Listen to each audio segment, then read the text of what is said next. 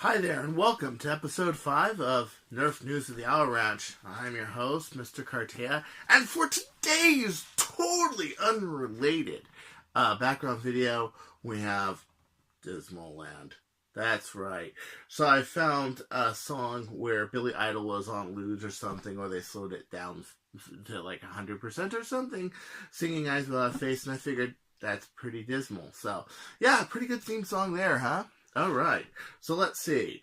We got a war on the 26th, 11 a.m., Staten Elementary, Glendora, California, the site of Armageddon. And that is why I am having the second warm-up there, because I want everybody to be ready, know the area, know how to shoot. I'm having a sniper school at 10, so bring your sniper blasters. I'll have a couple on loan, of course, but basically I want to help teach people how to shoot long range and to shoot better. It is tricky with a Nerf gun. Yes, it is, but it is so much fun. If anybody saw the videos of the last war, sadly, I lost about half of those vids. There was one right before lunch, and I lost the end of the vid, and it was great, because I just boom, with a bird of prey right to the chest, got the guy, but... And then after I let the battery charge, but it just couldn't charge it enough. And I was able to get that one war with Apollo 256, but the rest of them just didn't turn out. But see, I lost the first war. I lost the one with the sharp fire, but I won pretty much all the other ones. But it's not about winning or losing. It's about having fun, seeing your friends, all that stuff. And my friends gave me a bit of a challenge to watch some more Marvel movies, and I'm trying to. I guess it's tough, but I'm doing it. Okay, but one of those friends gave me the reason why this news is going to be more stable now. Now I know I'm not stable, so at least the camera can be stable. And Nate Little gave me a Vivitar tripod and a smartphone mount to put on here. He donated it. He's such a great guy, really great. Well, let's see. You're going to make that deal for a couple 2Ks. I'm giving you like 300 of these, not only for the 2Ks, but for also, giving me the oh no, one of them fell. I feel like one of my children just fell to the ground, but giving me the tripod, and they smell like soap because I took out all the freaking. Oh God, no, where'd it go? Oh, not our friend. Okay, we'll find it later. One of my children just committed a big one and held it and just decided to, damn itself to the nether regions of under my bed. Oh, man. Stuff goes down there and it gets lost. I'm still trying to find Paige Roundtree's plunger tube. Yeah, so he gave me some springs, right? Some 18.5 turfs. And I was going to trade him some bird of prey parts. And the tube, I know the tube is around. Like, here's one, but it was going to be used in an EX3, if you remember. Yeah, it's like, it's somewhere, and I don't know where it is. And I've been trying to tear up my room and find it, but I know it's in here. And one day I'll find it, and I'll go, yay, it's here! Well, I'm going to try to ship it out on the 25th. And a bunch of other stuff, too. So a bunch of people are waiting for stuff this month. Let's see. We got the Happy Fun Chrono Mag that's going out on 25th. Let's see. I got a friend who I'm donating a 16 turf, giving him a 16 turf, sharing the love. That's going out the 25th, and the Bird of Prey parts 25th. If anybody else needs a favor, still working on Dual Strike. Probably will still be working on it after that, because after doing the barrels with aluminum, like I did on that, probably, yeah, I'm going to need some time with that. So, at any rate, let's see, Alan, Toronto, also known as OC Nerf, got the next copy of the Orange Modworks Breach Kit, and he's been helping Orange Modworks out with the kit, and it's pretty stable. Adding that one part of it that needed to reinforce, yeah, it's really, really stable. It's really nice.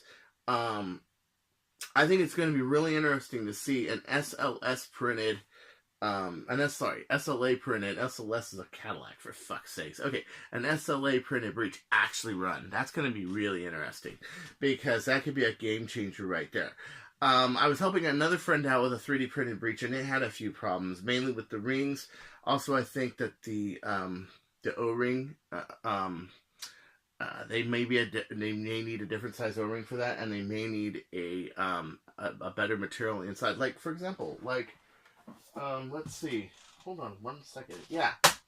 If you put this piece of stainless steel, you've cut rings into it, okay, with a pipe cutter. Not cut, but just indent, okay? And you put this inside of a bolt, it's not going to break, okay? This is 1/2 inch. They also make 7/16. They also make 3/8. And the kind of steel that K&S Metal uses is 3/16 stainless, just like this is 3/16 stainless. Only this is a thinner gauge. This is .020 gauge. They're using a .28 gauge. So that would be even stronger, but it would be harder to indent. So I went to industrial metal supply and got a .020 gauge because I wanted something a little better on the rings. Plus, I know steel is just not gonna do anything. Besides that, that's what I use on that.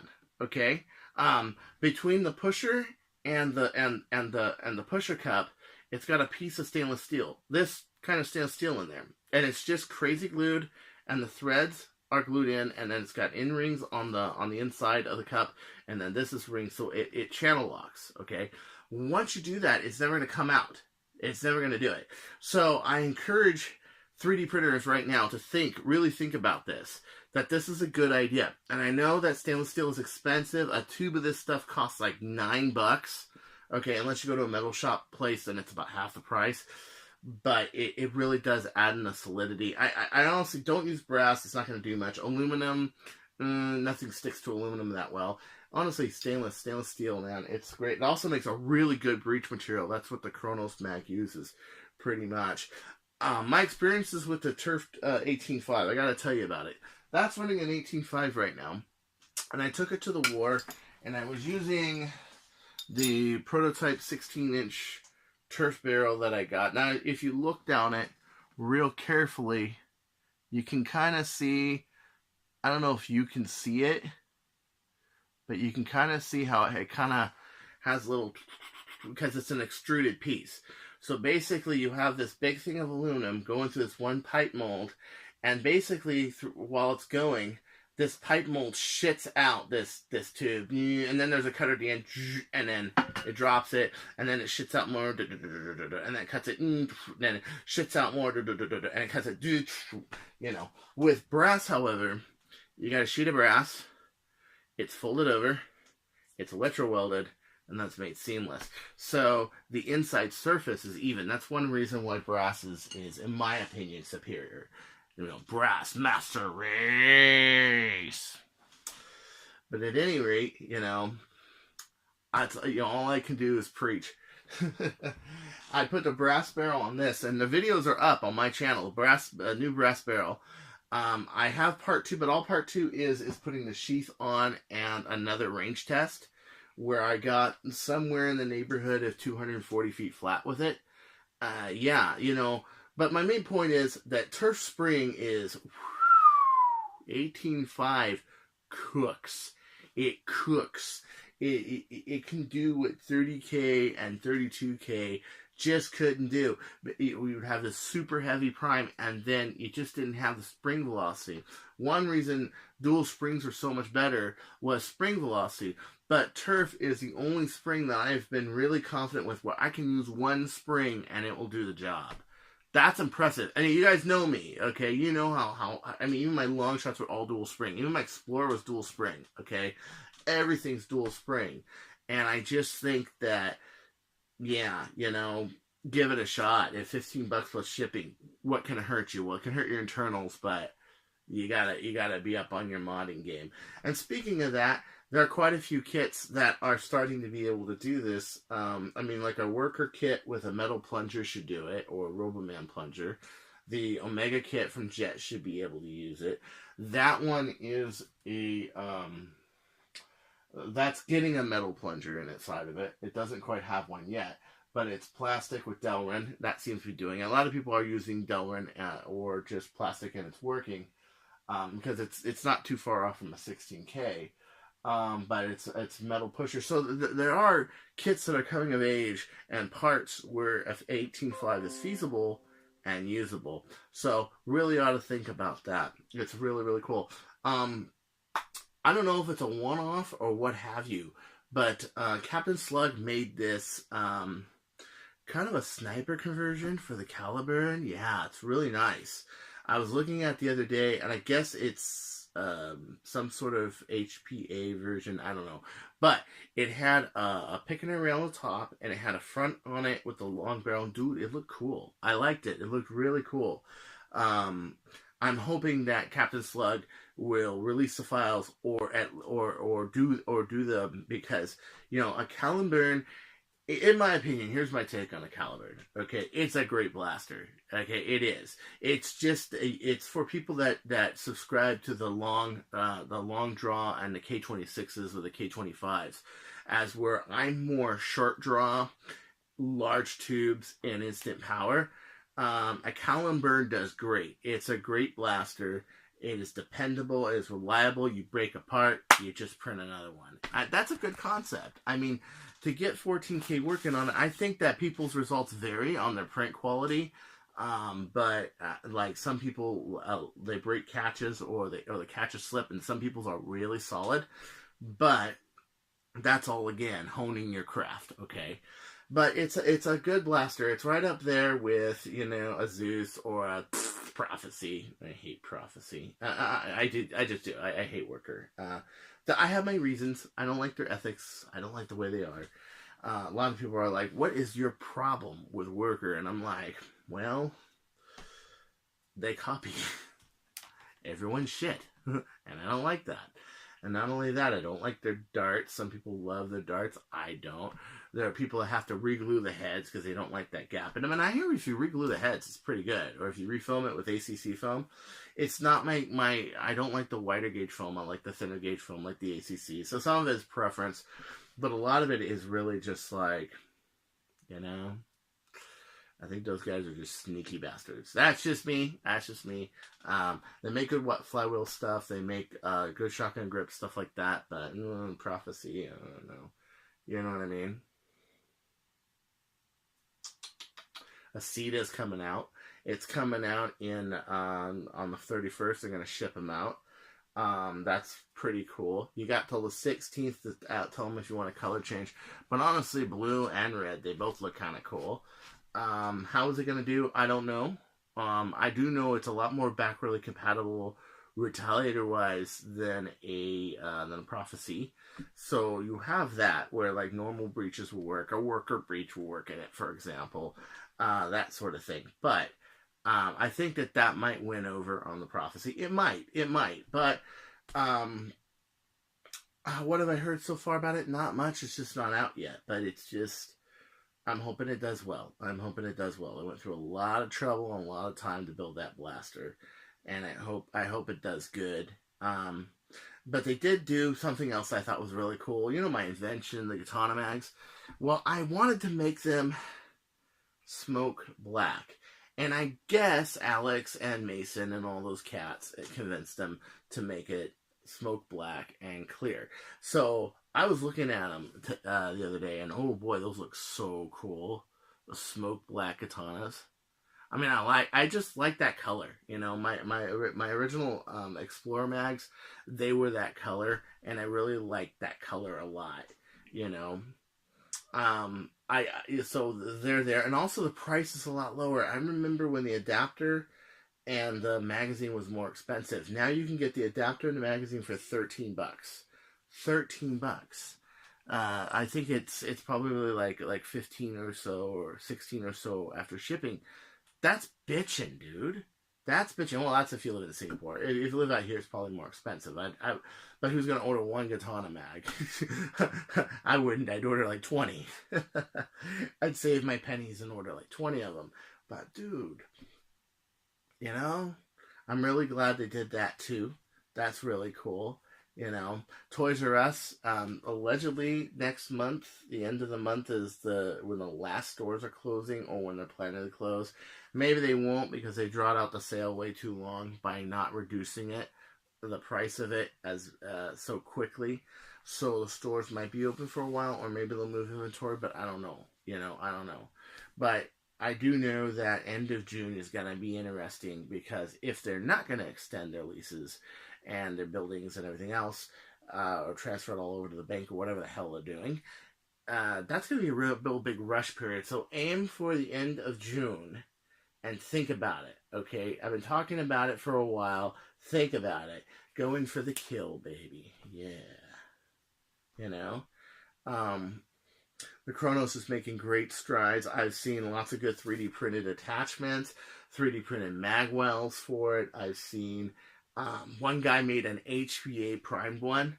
I thought that was really cool. You know, that's really bitchin'. I don't think it can handle like 18K or 18.5, but that's pretty bitchin'. Okay, and you know, it is a great blaster. Mine had a problem where, okay, let me explain the problem I had at my war. Okay. That's the spring I originally used the extended spring base for. It's a 16 kilogram turf that's cut down to about 9 coils. So, in theory, you could cut down a American turf 9 coils, and because it's the same thickness of wire, it will do the same thing.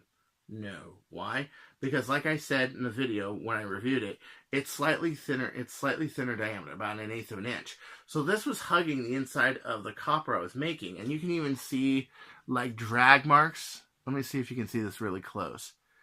Let me get some focus. Yeah, you can even see drag marks right there. See? And it was dragging on that. So this was, the outside was guiding it. When I went to the Turf 18.5, it wasn't guiding it, and it was buckling like this. So what happened was, because this has got an open coil on the end of it, it was really, yeah, it was doing that. So it was binding on me, and the spring would fall out of position, and it wouldn't work. So what did I do? I just made an internal spring guide, and I cut down about 1/3 of a coil. I cut down the least amount, and that's it. And then I reflattened out the end like I have on this. I have this flattened. Well, I did the same thing on that one. And now it's shooting great. Now it's wonderful. But I had problems. Also, I had pulled my hamstrings. Well, I don't think it happened at the war. I think it actually happened before. But it was just, I didn't notice it. I did something, I don't want to say on the air, where I twisted my arm like that. And, you know, I don't want to get in any kind of trouble, so I don't say it on the air. And I think I pulled my hamstrings when I did that. Yeah, I pulled this finger, this one, way too far, and that's the one that's hurting, is the one for this finger, way too far. Well, of course, that's my trigger finger. So at that point, it becomes very hard to pull trigger. Plus, priming was an issue, because of course I'm holding the blaster like this. Well, this finger is holding the blaster, okay? And these other fingers are holding the blaster. So this puts strain on this arm. It should be fine. It'll probably heal in about a week or two. Definitely before that war happens. You know, the one in Staten and 26, 11 o'clock, 10 o'clock sniper school. Don't be late. It's an event on Death by Nerf Blaster. Manhattan Beach Nerf Club is doing the event. Really, everybody's invited. Everyone from Nerf Haven, everyone from the Nick, everyone from Scoon. But do understand it's a Nick war. Okay? Yeah, totally. So, at any rate, yeah, so that's what happened with that. Okay, Bird of Prey. What happened to Bird of Prey during the war? I opened it up and I found a very tiny... Is that even around? Hold on. Shit, where is it? I had that little piece of rock somewhere. I can't find it. I'm just batting like zero finding stuff lately. It's just crazy. But at any rate, little tiny rock. And what happened was it got caught in the catch. You know, you have those little open areas on the side. As a matter of fact, I can probably show you the catch. What am I doing? I should just show you the freaking catch. I show you where I got stuck, right? Yeah. Where the fuck is it? Oh, goddamn. Okay, I'm just going to give up on trying to find stuff. I'm just not doing well. Okay, so on a lot of catches, you'll notice how it's like, it has the rib and then it has the ribs out. And then you have little, so the whole surface area of the catch is not dragging up and down, but it's enough to keep the catch centered. Like a Night Finder will have it, a Fire Stick will have it, whatever. Well, a rock got stuck in there, and it didn't make it impossible to pull a trigger, but it made it much harder to pull a trigger. And at that point, I had to discard it. The Mauser fire, I was using an orange catch, and there's an area on it where the two join, which isn't very good. And every once in a while I hit it, but the rest of the catch is fine. So that's what you saw in that war. And this was kind of shooting a little out of control, but I had fixed this with the brass barrel. That's pretty much what happened for the most part. And because of that, it just kind of, you know, I'm surprised it did so well at the war. Actually, here, let me show you this real quick. This is really cool. I think you'll get a kick out of this. I think you'll really get a kick out of this. Okay, so this was my little project today that I worked on. It is the first and only metal alpha kit, and it's a metal alpha kit built like the original alpha kit prototype with the Explorer pusher cup in it. And it's using an 18.5 turf, and it's shooting across parks. It's really great. So this is what I did to it. Look at the barrel on that. Yep. So I've got 16 inches of 17/32. I've got an inch and an eighth of 9/16, and I've got the same anodized aluminum on it as the Chronomag. As a matter of fact, this is, except for the breech, built just like the one on the Chronomag. And I really liked the barrel on the Chronomag, so I decided to do on this. Well, I took this outside today, and unfortunately, because the area where it went down on my street, it has, it's a part where the street starts to go down to the hill, so it's not quite a flat shot, so I didn't claim a flat number, but I measured it. 252 feet. Yeah. That is majorly crazy, you know, majorly crazy speed for a PAC-D. That is insane. I am betting 250 feet. I've never done 250 feet. I'm betting flat it's probably more like 235, 240 feet. But that is insane power. I know, like, 200 feet is about 190 to 200 feet is about 280 feet per second. 300 feet per second is consistently 200 feet. And to like 205, 206, you know. But I know like I'm doing in the 330s, 350s if I'm doing 230. But that I must be doing like 360, 370. Now, I don't know. I could put it on the chrono and it could be 320 or 310. It's just flying really smooth. So distance is not always the best gauge for speed, for the simple reason that your dart could be flying stable. You could have a lot of thermals that are lifting the dart off the ground. Range test is not the best, but it does tell you what it can do on the field. And so this is why I like to range test in the rain, in the wind, in the night, in the day, on a hot day, on a cold day. You know what I'm saying? Over grass and over my block, you know. I like to shoot all sorts of conditions to see what it would do, because the characteristics of the air does really affect it. I did see a lot of change in Singapore with darts and barrels and everything else. It does. And that 250-foot shot, flat, I'm guessing it would be about 235. Let's just say conservatively be about 235 and 230 consistently. Let's just say that's probably what it would be. Until I take it out on a flat tarmac, I'm not going to know. But that's pretty damn impressive. I mean, that's got to be hauling some ass. And if it's either because the darts are going out more precise or it's going faster, either way, I'm happy with it. Whatever it is, I'm happy with it. I definitely had the most powerful blaster, not just Springer blaster, but blaster at the war. And I'm really just stoked. You know, I really think that if you try really hard, and I think it's true for any blaster system, okay, maybe not the Prophecy, but, you know, most other blaster systems. If you really try, you can get a lot out of your blaster. You just have to work with it, and I am actually pretty happy with the Zeus, you know, and I'm pretty happy with the Metal Alpha. Even the plastic one, I was fine with, you know, it's pretty good. But this one really, my legacy blaster, I love it. It even has the love from when I worked at Jet Blasters. That's right.